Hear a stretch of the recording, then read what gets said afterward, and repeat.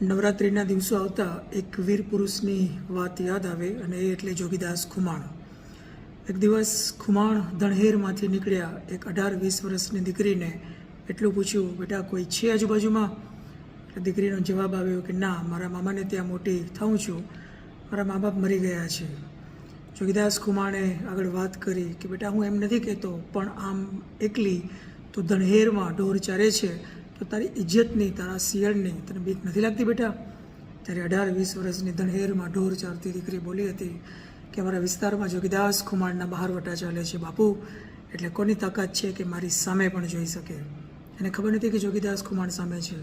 ત્યારે આપા જોગીદાસ ખુમાણે સૂરજનારાયણ સામે જોઈ 2 હાથ ઊંચા કર્યા, એટલું જ બોલ્યા કે ભલે ઉગ્યા ભાણ, ભાણ તિહારા ભામણા, મરણ જીવન લગ માણ રાખજે કશ્યપ રાઉત.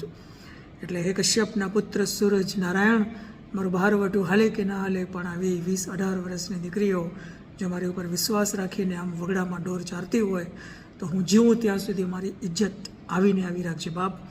એવી જ રીતે તમારી શેરીમાં, ગામમાં કે સોસાયટીમાં આવી નાની દીકરીઓ એક વિશ્વાસ રાખીને ગરબા લેતી હોય કે હજી મારા ગામનો કે મારા શેરીનો કે મારી સોસાયટીનો ભાઈ જાગે છે તો મને કોનો ડર હોય? આવો એનો વિશ્વાસ તૂટે નહીં અને આપણી ભારતીય સભ્યતાની લાજ ન જાય.